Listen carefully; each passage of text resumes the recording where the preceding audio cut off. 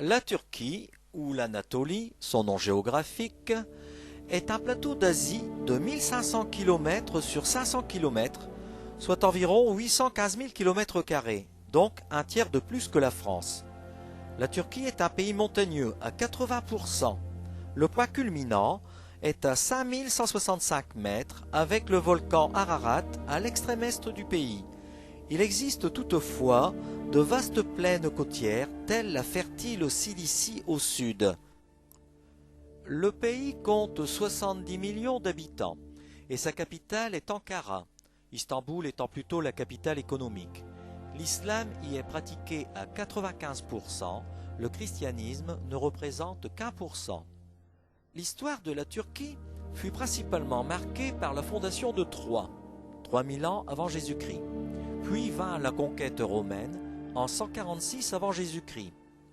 Ensuite, l'invasion des Turcs venus d'Iran en l'an 1071, mais cette fois-ci après Jésus-Christ. Il y eut les croisades de 1096 à 1204 après Jésus-Christ.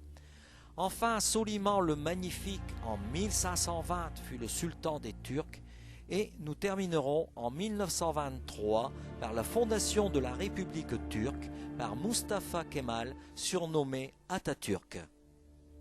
Découverte de la Turquie commence par Istanbul, fondée en 657 avant Jésus-Christ par le grec Byzas.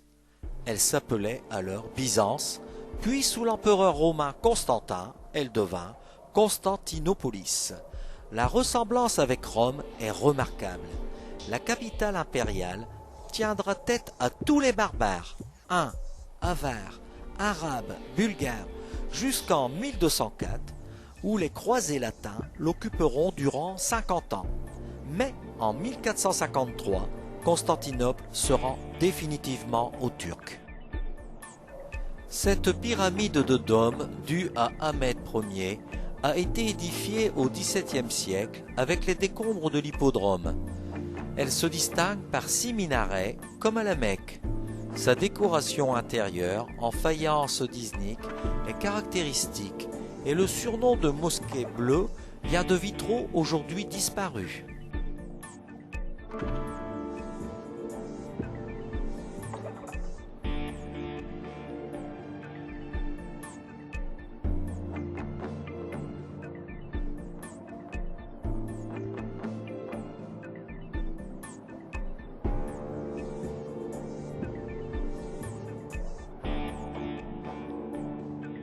Sainte-Sophie, ou plutôt Hagia Sophia, est une basilique consacrée à la sagesse divine. Elle fut inaugurée par l'empereur Justinien en 548. En 1453, elle passe au culte musulman et en 1935, Atatürk la transforme en musée. On pénètre par le narthex où brille la mosaïque du Christ en majesté. Coiffée d'une coupole de 31 mètres en briques de Rhodes, célèbres par leur légèreté, l'immense nef est agrandie par 5 absides.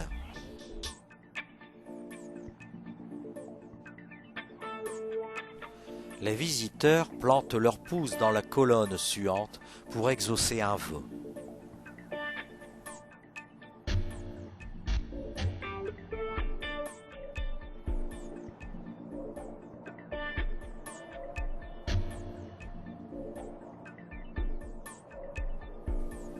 Son nom actuel de Hat Medani, place aux chevaux, rappelle son passé hippique.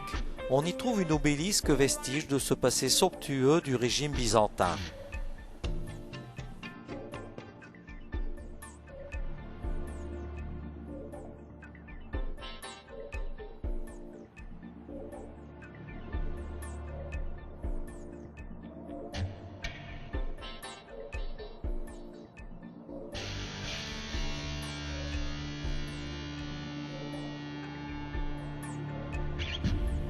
Le palais de Topkapi trône sur l'acropole de Byzance. Commencé par Mehmed II, le palais des sultans couvre 700 000 mètres carrés. Les cuisines conçues par Sinan pouvaient fournir 15 000 repas par jour. L'alignement des cheminées évoque la grandeur de l'époque.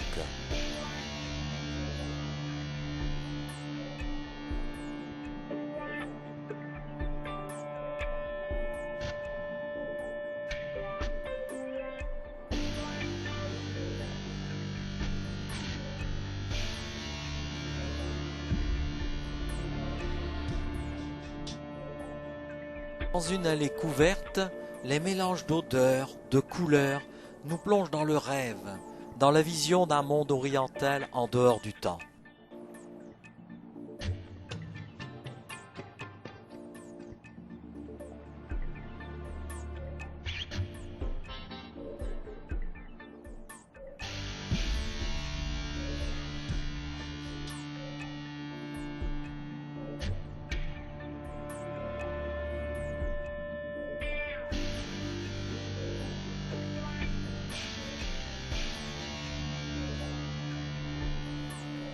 Istanbul n'est pas un nom d'origine turque, mais c'est le nom que les Grecs de la rue lui ont donné. Istanbul se consacre maintenant pleinement à sa vocation culturelle et commerciale par son port industriel. Sur ses 365 km² vivent 12 millions d'habitants. De cosmopolite, elle est devenue la ville la plus anatolienne du pays, avec les minorités qui se perdent dans le flux des Arabes et des Kurdes qui viennent de l'Est pour y faire fortune. Les bonnes affaires sont encore possibles. Avant, l'ordonnancement se faisait par corporation. La visite du marché de l'or de l'allée principale est la plus impressionnante.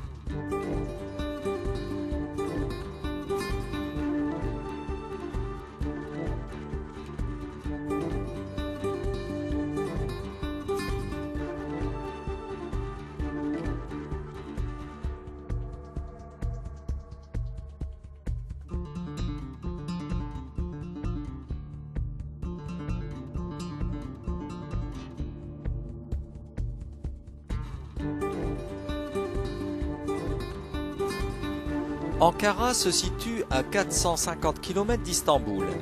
C'est la capitale de la Turquie. On y trouve le mausolée d'Atatürk, fondateur de la République turque, ainsi que le musée hittite qui nous éclaire sur les différentes civilisations anatoliennes.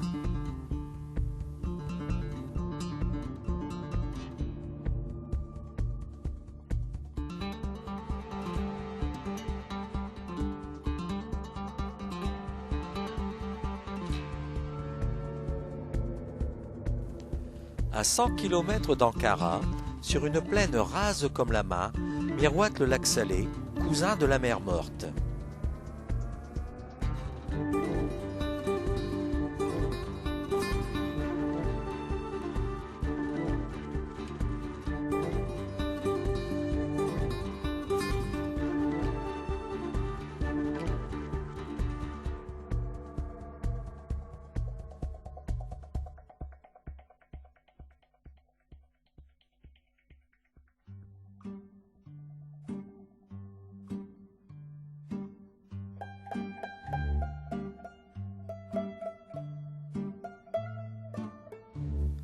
Au loin, on aperçoit un rocher qui domine un village. Ce rocher est une forteresse naturelle, criblée d'ouvertures qui permettaient aux archers de tirer sur l'assaillant. Deux volcans ont recouvert la région d'une épaisse couche de cendres, le tuf. Quelques millénaires plus tard, des laves basaltiques, plus résistantes, recouvrent la roche tendre. Les averses creusent et emportent le tuf, sauf là où la pierre basaltique joue le rôle de parapluie. La Cappadoce devient une forêt de cônes coiffés, les fameuses cheminées de fées. Beaucoup de ces cheminées de fées servirent et servent encore de pigeonniers. Le pigeon est une véritable passion et son prix peut atteindre une somme conséquente.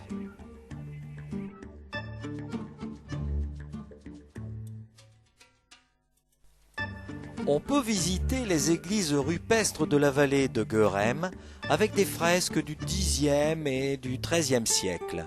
Les photographies ne sont pas autorisées, mais photos volées sans flash, ces fresques n'ont subi aucune agression. Bien sûr, il ne faut pas trembler en prenant la photo car la lumière intérieure est très faible. En tout, la Cappadoce abrite 400 cités souterraines. Les premières galeries organisées remontent à 1500 avant Jésus-Christ. Face aux incursions ennemies, les habitants se réfugiaient dans les maisons troglodytiques. Et une multitude de galeries et passages étroits qui pouvaient être cachés à l'ennemi leur permettaient de semer les poursuivants. On pouvait trouver jusqu'à 10 niveaux. Les galeries étaient séparées par des meules qu'on ne pouvait actionner que par une chambre latérale. La Cappadoce est certainement la région la plus originale de la Turquie.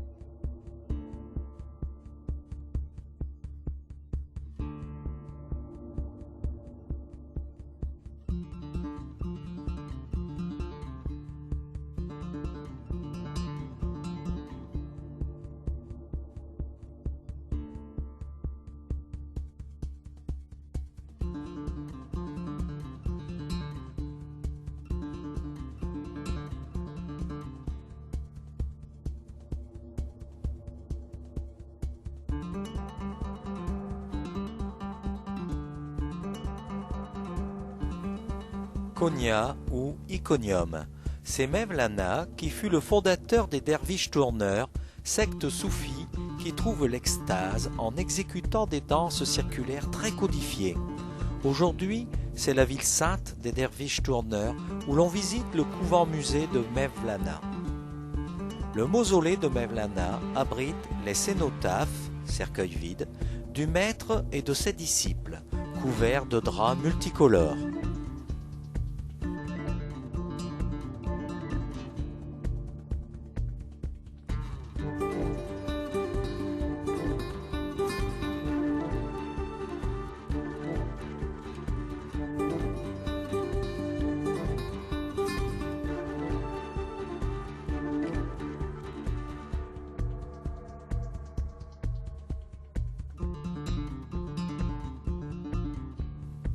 À 215 km d'Izmir, le site de Pamukkale, appelé le château de coton, est une curiosité naturelle produite par des sources calcaires.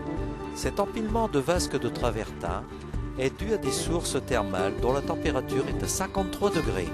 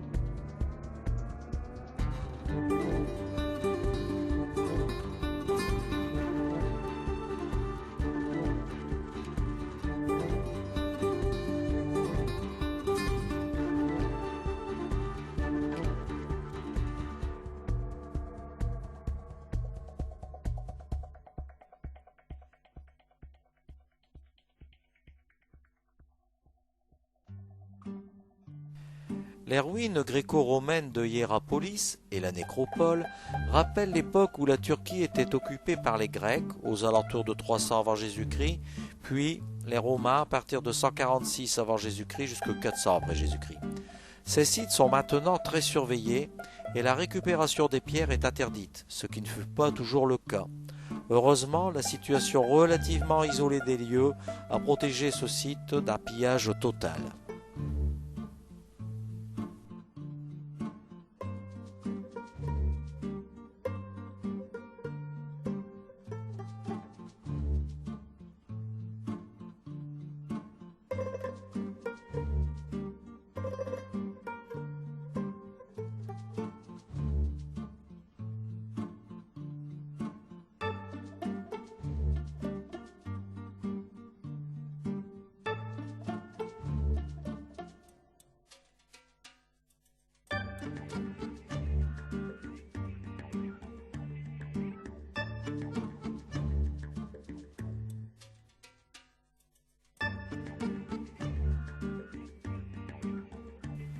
Fondée par les Grecs, embellie par Alexandre, puis Adrien, elle devient une des villes les plus influentes de l'Antiquité.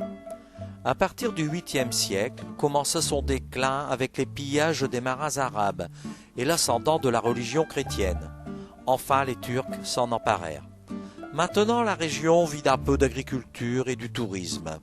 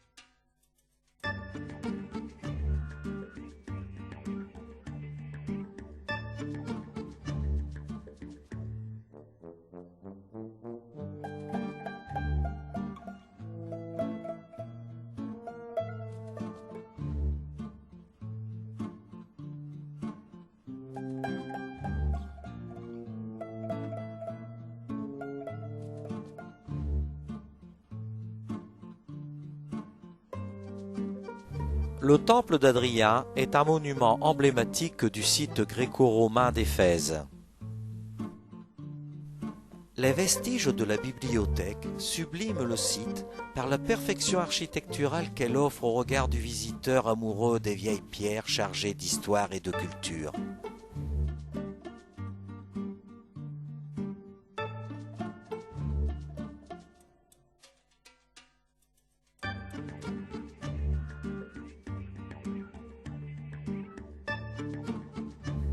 Le théâtre, à flanc de colline, est typique de l'architecture des Grecs. Il pouvait accueillir jusqu'à 25 000 spectateurs.